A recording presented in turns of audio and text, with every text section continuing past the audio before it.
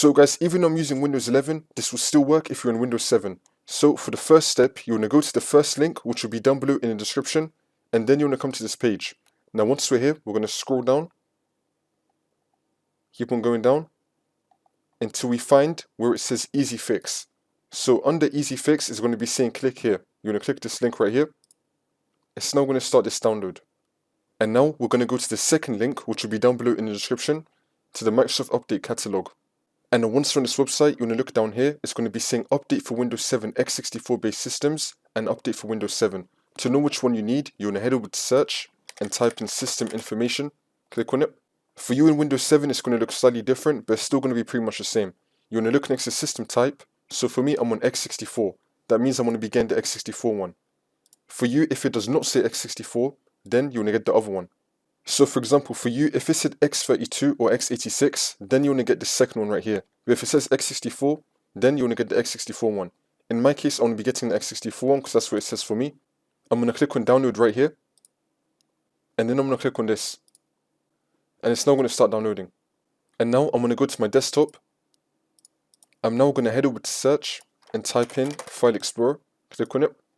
And now I'm going to go to downloads. I'm now going to drag both of these things I just downloaded right now to my desktop. So I just downloaded both of these right now. I'm going to drag them both to my desktop. And now first you want to install the one that says Microsoft Easy Fix. Double click on this. You want to install this one first. Click on I agree. And then click on next. In my case it did not work because I'm using Windows 11. But in your case on Windows 7 it should work for you. So you want to install this one first. The one that says Easy Fix. You want to install that. And then click on OK. And now we're going to install the second one. We're going to double click on this. Wait for this to load. Again, in my case, I'm using Windows 11, but in your case, so Windows 7 is very easy, very self-explanatory. You just want to install this. And then click on OK. So yeah, you want to install both of these right here.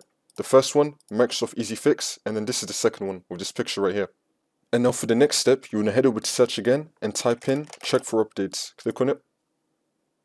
And then once you're on this, you want to click on check for updates. Make sure that your computer is fully up to date.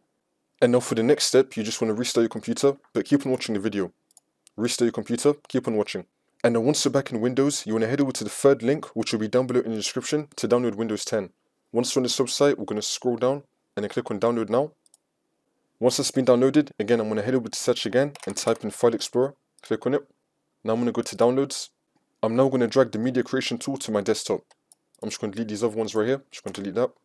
Now I've got the media creation tool on my desktop. Now you want to right click on it and then click on run as administrator. And then click on yes.